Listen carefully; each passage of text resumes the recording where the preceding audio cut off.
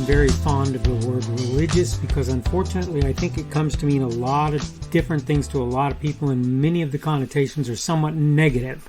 But I want to talk today on the idea of a moral and religious people, today on the Daily Summation from Kurt's Religion and Politics. I'm your host, Tom Kurt, and today is Wednesday, the 8th of June of 2022. Welcome to everyone who's here on Rumble, the podcast, YouTube, BitChute, CloudHub, my Facebook page, that's the Kurt's Religion and Politics page there, Kurt's Religion and Politics.locals.com, Minds, MINDS.com. On the Kurt's Religion and Politics group is where you will probably find me today, Parler, Gab, Twitter, or wherever else you happen to be picking me up today.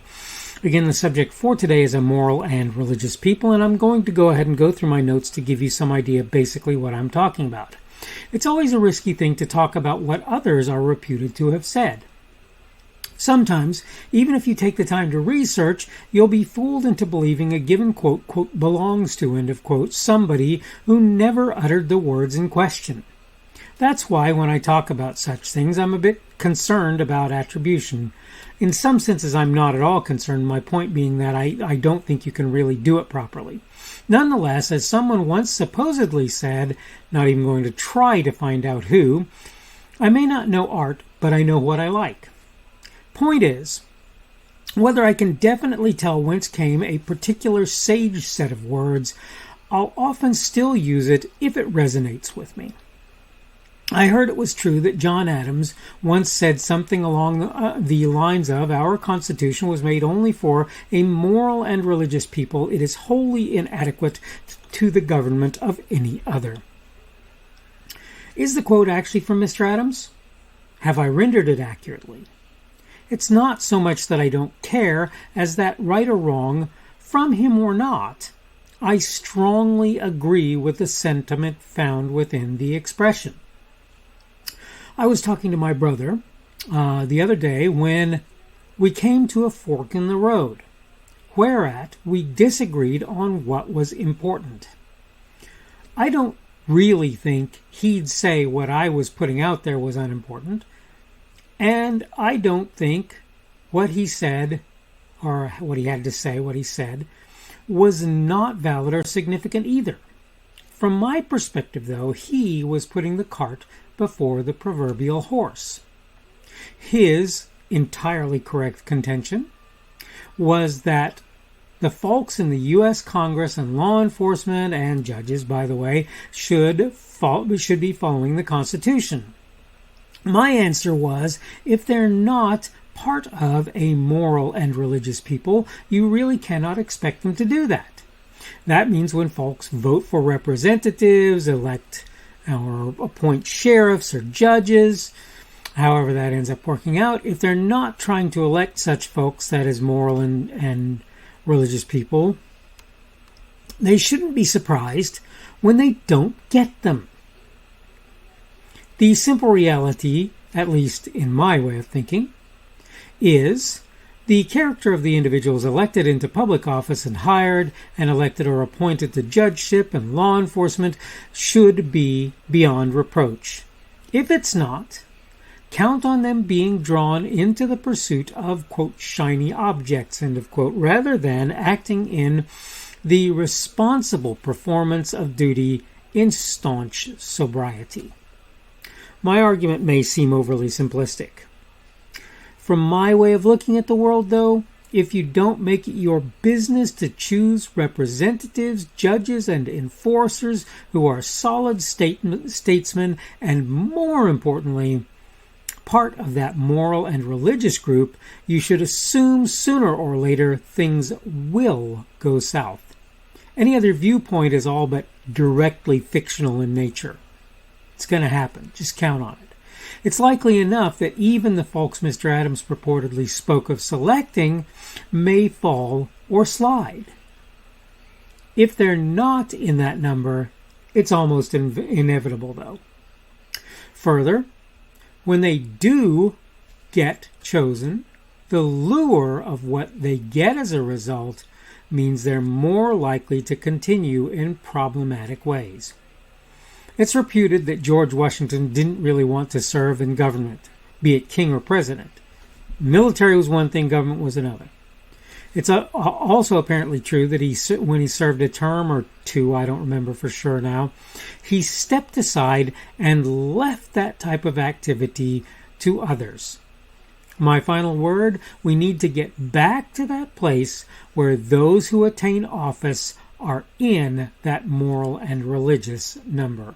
Now, I thought about this after I had done my notes today. He wasn't talking about politicians per se, Mr. Adams, if it was in fact Mr. Adams that said that. He wasn't talking about politicians. He was talking about you and me. He was saying we couldn't be governed by that.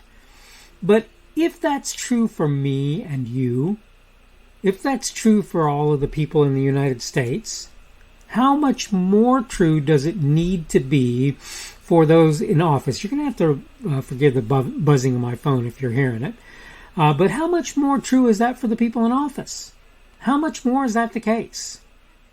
Is it really proper? Excuse me, I had to check something there. Is it really proper for us to assume that if we put people in office who are not upstanding, upright individuals, if we elect them, if we appoint them, if we hire them, whatever we do, is it really reasonable to assume that those people, if they're not moral and religious folks, are going to be the kinds of folks you want in office? Is it really likely that they're going to uphold and defend the Constitution regardless whether or not they say that that's what they're going to do? What do you think? I know what I think. I'm sure what I think. The question is, do you agree? And I really want you to answer that in your own mind. I'm not necessarily as worried about you answering it for or to me. It would be nice to know that there are some other folks out there who feel the same way. I grant you that. But the reality is, I want you to be considering where things are in your mind. And I want you to be thinking about something else. I want you to be thinking about whether or not you are a moral and religious person. Whether or not you are a sober individual making decisions on a reasonable basis. This is what I'm looking for. I'm looking for people to come to the understanding that if we don't work to improve the culture that's in place, if we don't work to improve who's getting into office and so forth, we're going to end up with a lot of people there who you're going to look at, you're going to go, how on earth did that person get there, and why should anybody be surprised that what they're doing is in fact what they're doing? Why would anybody be surprised by that? You shouldn't be. That's just not how that works. So I'm going to say this again. Should we be allowing morally bankrupt people who have no underlying set of beliefs to find their way into offices like county sheriff, like judge, whether it's quorum court or standard criminal judge or civil judge or whatever, to political office? Should we really be allowing such people to get into those offices? I know what I believe. I know what I've always believed. I've always believed that politicians are bad enough when, just by virtue of the fact that many of them get overwhelmed by what they're able to do, and they have people who try to push them into particular directions through various far less than reasonable methodologies. I'm telling you, if they start from a bad place, you can count on the place they end up being even worse. This is what I'm trying to get you to understand today. Maybe you already get it. I don't know who all watches my stuff. I know it's not a large list of people, but maybe whoever sees my stuff already gets it. Maybe they know that.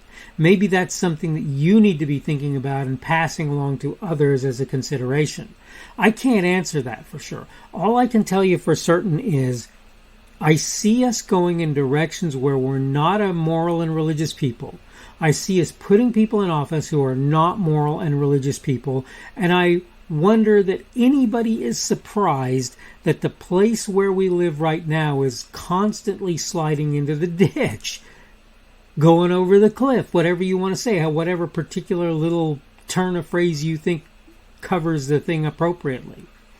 Are you really surprised when you put people in office and you don't know who those people are and you tell people that they can't say who they are or whatever? Are you really surprised when you get people who are doing things that are really horrible things? Really? Are you? Honestly? Because I'm not. I see some of these people who are in office, and I'm not going to go into names. I'm going to leave all of that alone.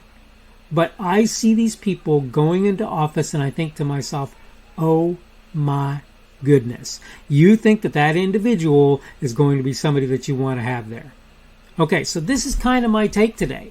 I hope that you get what I'm saying. I'm pretty sure most folks probably do.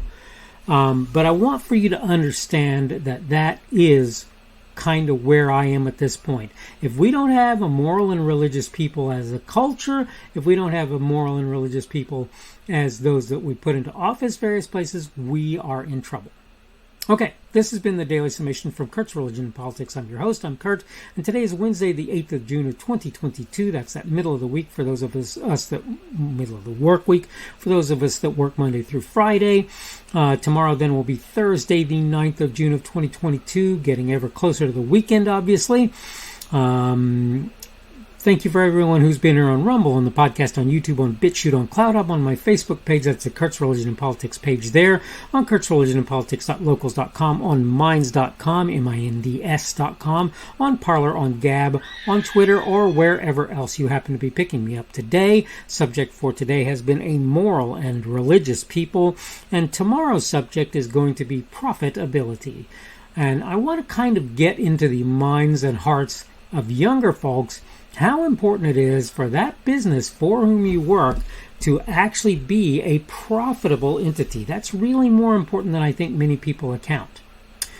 Okay, hope you're having a good day today. Hope everything is going well for you, and hopefully we will see you on Thursday, the 9th of June of 2022. That will be tomorrow's edition of the Daily Summation from Kurt's Religion and Politics.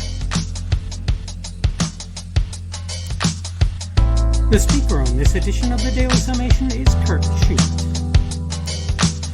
This podcast was created on Wednesday, the 8th of June of 2022. The Daily Summation is created for Kurt's Religion and Politics. Thanks for watching today's edition of the Daily Summation from Kurt's Religion and Politics. Don't forget to come back tomorrow to check out the next one. Remember, on various platforms, primarily Rumble, YouTube, BitChute, and CloudHub, and the audio podcast, you can subscribe to my content. For the audio podcast, you probably want to use Apple, Google, or Spotify. Apple Podcasts, Google Podcasts, or Spotify. In order to find me on those platforms, you can go to the Kurt's Religion and Politics channels on Rumble, YouTube, BitChute, and CloudHub. You can also get to my content on Facebook by finding the Kurt's Religion and Politics page there. Minds, Minds.com, where you will find me at the Kurt's Religion and Politics group, and Kurt's Religion and Politics.locals.com as well. You can look there. I post my daily video on various social media sites, really only about 3, Parler, Gab, and Twitter at present. I am at KP Schubert on each of them, and you can find me under them, and you can find the videos under me. You should be able to find my podcasts on Google and Apple Podcasts and Spotify. It's also on podcasts.kpschubert.com. That's podcasts with an S, .kpschubert.com. If you're looking for me on various of the podcast sites, you probably want to search Kurt's Religion and Politics, not the Daily Summation.